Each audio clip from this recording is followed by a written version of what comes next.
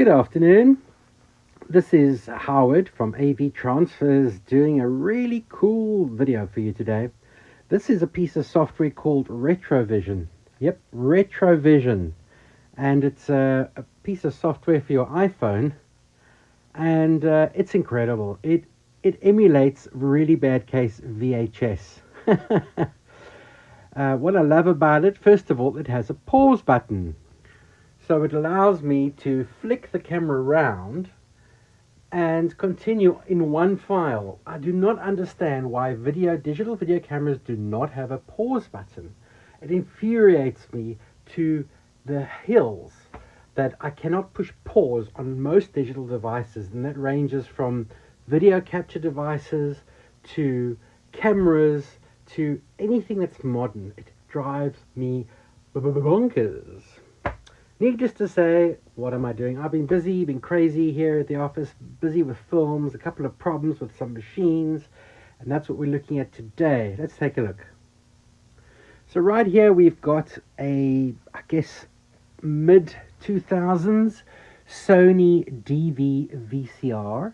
It's a PAL version DV cassette, and it also takes the larger format DV cassettes. A really nice digital component from Sony, and of course anything that's this old is going to have problems. This one so far has been fine up until the last job I needed to use it on, and what do you know, it failed. Death to the VCR, no power.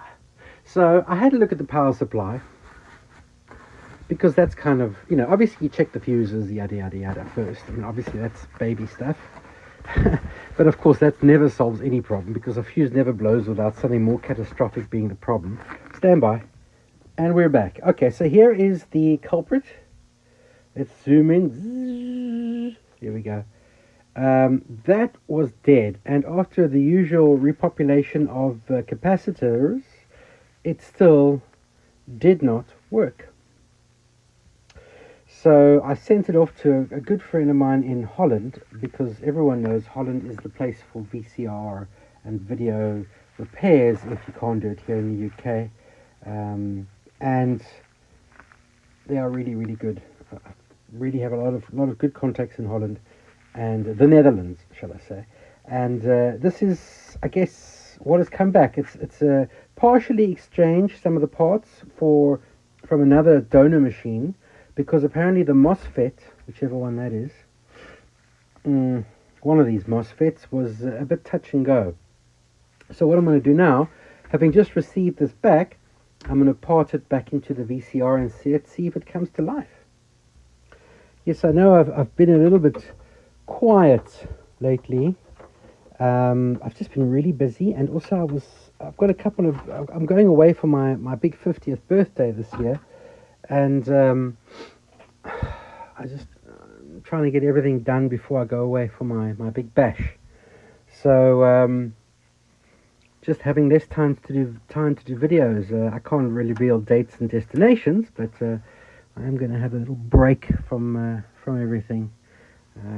Get the batteries recharged. Okay, so this is the goodie. Oh, I see he's giving me a very nice cable. Obviously didn't think that my abilities were good enough to take it. Does it just come out, or do you have to, I think, stand by. Okay, no biggie, that that just comes out. So we've got this guy. Oh, another cable. All right. Oop. Should we undo that one? Oh, I don't like undoing any of these cables if I can help it. Gee, this camera focuses just as badly as a real camcorder. Let's have a look here. Oh, okay. One-handed, really hard to do. Okay, there's one thing I spotted here. I don't know why it's so dusty, but it has to look clean to work better, right? Okay, let's try put that in now. Well, I was doing this amazing repair video. I fitted in the board. I used all my surgical tools. I put the machine on. It didn't work. There was a problem with one of the connectors, and I had to solder that using a very sort of cheeky method. And why don't you see this now? It's very simple. The whole camera took a total dump. I got to the end of about 9 minutes of part 2 of the video, and the whole thing just took a complete dump. So this Rear Vision software, as good as it is, seems to bug out at about 9 minutes. It said, oh, there's a problem with your storage. Like, yeah, right. It's got plenty of storage. So yeah, just a little bit PO'd about that. But just to recap, I put the new power supply in, and went through, put all the screws back in. I think I put one screw that's still, I don't know where it belongs. But there it is. It is alive and kicking like the Simple Minds. I have not, excuse my joysticks and my pinball rubbish that's in the way. But there she is. She's alive. I have not verified operation with a recording. I did run a blank tape through it, and it seemed to work properly. The problem was when I put the power supply back together, this wouldn't work. And it turns out there was a broken track on just where the connector pin meets the board, and I had to trace it back. But there it is. So when I get a chance, I will do another video, hopefully of it in action. But yeah, I've got a few of these. I've got this one, which is the DHR-1000UX. And as I said, I'll try to recap what I did in the other video. I'm not going to take the power supply out again, but what I will do is say, this is a great machine, it's a great player, but it does not do long play. So if anything needs to have long play, it's not the right machine. The problem is that with long play, you can walk away with a tape running, come back, and then suddenly everyone's running at double speed, because obviously you can't always verify what's on a cassette before you've run it. So that's a bit of a bummer. And also the fact is, it's only PAL. It's like, really? It won't even attempt to try playing NTSC tape, but it'll show you time code if you're lucky, which is really quite annoying. But other than that, it's a good machine. It weighs plenty.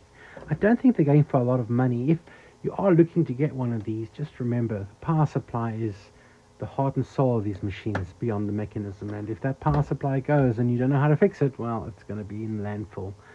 To be honest, I couldn't have fixed the power supply. I had to send it away.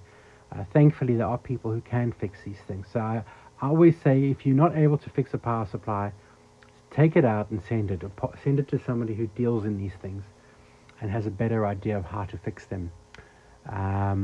Yeah, because like I say, I've blown up far too many pieces of equipment over the years, thinking that a capacitor will fix something when it doesn't.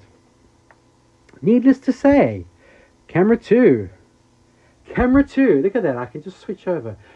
Why on the iPhone can't you just do that normally and keep recording in the same file?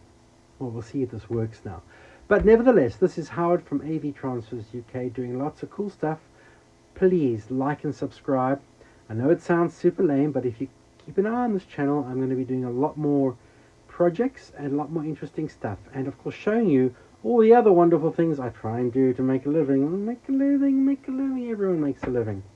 So for now, adios amigo, stay hungry, and remember, if you need transfers done, digitization, yada yada yada, avtransfers.co.uk if you're in Europe or the UK, or if you're in Africa, avtransfers.co.za. There's an office in Cape Town there as well.